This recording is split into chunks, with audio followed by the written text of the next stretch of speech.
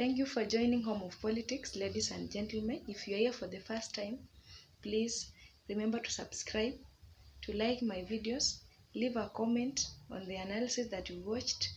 Remember to share it with your friends and turn on the notification button so that you remain updated every time I upload any content of this nature.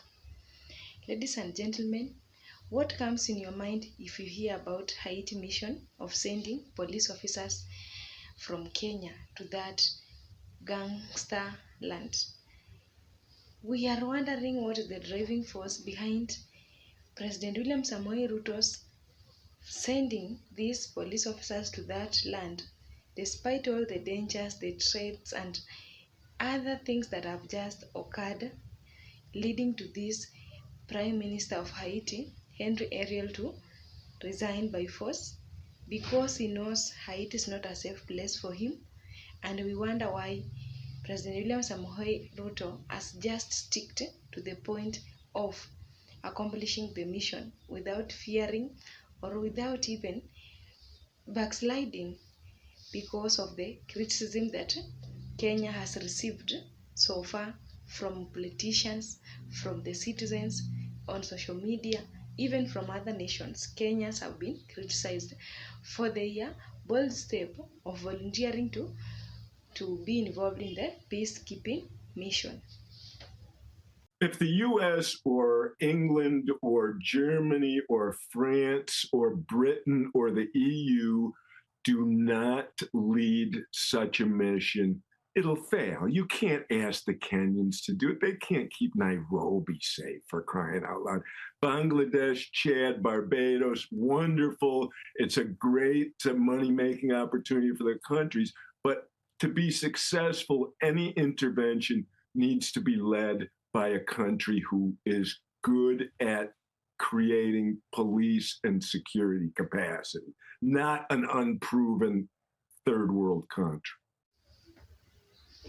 That one has been Daniel Foot, the former ambassador to Haiti. He is a USA citizen, and he is trying to talk the truth because this is a leader who has been in the ground in Haiti. He knows how things have been doing all these years because he is a leader who has been working in Haiti in the USA embassy before he resigned from that job. And so when he is telling us that if the France, if Germany, if USA, or if EU is not involved in the peacekeeping mission, then it is going to fail. It is because this former leader has been there. He knows the intensity of gangsters who are there in Haiti, and is just talking from experience because he has been in ground in Haiti himself. And he is not talking to criticize Kenya and the ability of the military of Kenya, but maybe he is just trying to pass a sound warning to these police officers who are in front line going to Haiti. And so he's characterizing Kenya as a developing country, though he's using some of the terms that is not good.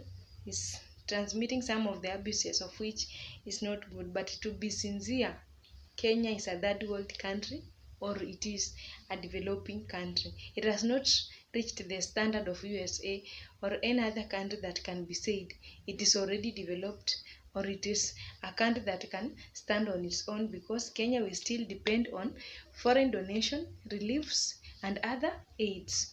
And so if we have heard from this former ambassador to Haiti, he is a US citizen himself, is saying this mission might fail if big countries are not involved in this fight. And so that is one of the person who have criticized the issue of sending police officers in Haiti. Here in Kenya, we have had a lot of criticism from the citizens themselves. We have also had the criticism from politicians. And we are seeing and we are finding out that the president is not going to back down the issue of sending our police officers to Haiti. we wonder what's the driving force behind it. Despite the threats, despite its prime minister resigning by force, despite the gangsters taking control of the government officials, offices, despite it controlling the airport and other capitals, very important places of a nation where you can access the nation. But the president is not backing down. We have been assured the other day by the Interior CS Kindiki that Kenya is set to that mission. They are ready to send their policemen to Haiti. What is the driving force behind it? The other day we saw the president has communicated through the social media on X platform that he communicated with this Secretary of USA called Anthony Blinken, assuring him that the deal with the Haiti is still on and they are not going to back down. They are just waiting for few finalization so that our police can be sent in Haiti. And so we wonder, why is USA staying behind yet trying to push Kenya into this front line? And the other day we also saw that Kenya signed a reciprocal document with Haiti through the prime minister who just resigned by force.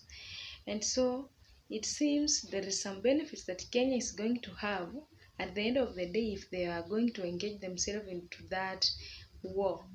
And I don't know if they are going to benefit much or these police officers they are going to benefit individually, but what is shocking us is that the deal is still on and we want to see the reasons, possible reasons as to why President William Samoei Ruto is still sticking on that treaty or that agreement of sending our police officers to Haiti. One of the best gains that maybe Kenya is going to benefit from it is a financial gain. This is because last year, I think on October, when USA promised to support the Kenyan's police with finances, I think it was I think 14 billion US dollars in supporting this mission. And apart from that, we also have the equipments like the machineries. Those are the things that Kenya is going to benefit from this mission of Haiti. And so there's a possibility even if the police officers from Kenya are being sent to Haiti, Kenya is going to spend less amount on this mission because they are depending on the funds or on the financial support from USA that it was promised.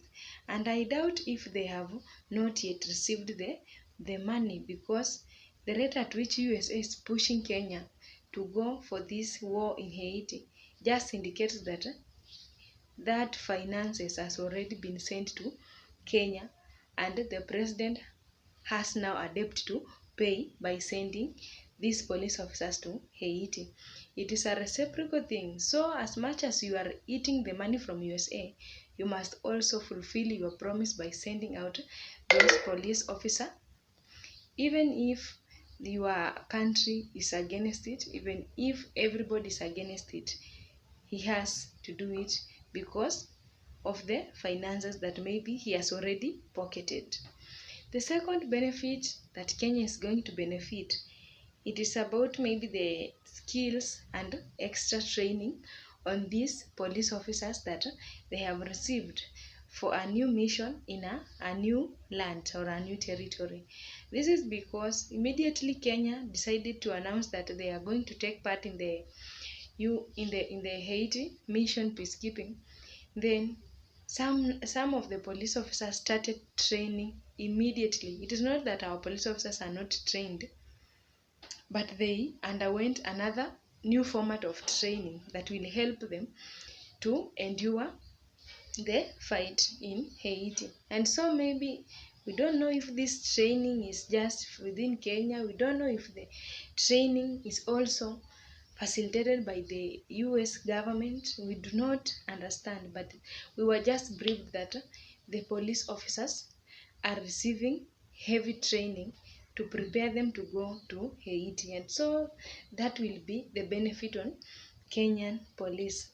They will have higher skills than the others who have not entered that training for the mission. And so we also see another benefit that Kenya is going to benefit. It is maybe recognition. You can imagine in Africa, Kenya is the country that is just coming out to say that we are going for the mission. And so recognition after all other countries, Kenya is putting itself at a top position. And so those might be some of the reason that is leading our nation to be there in the front line. But do you think it's safe now that even the USA itself is sending Kenya, but Kenya is not seeing the reason why USA is avoiding the battle? And so even after criticism everywhere, do you think those benefits that Kenya is going to get from this war, is it equal to the price of the police officers who are being sent to that mission? Thank you so much for watching this video. Stay tuned. Have a good day.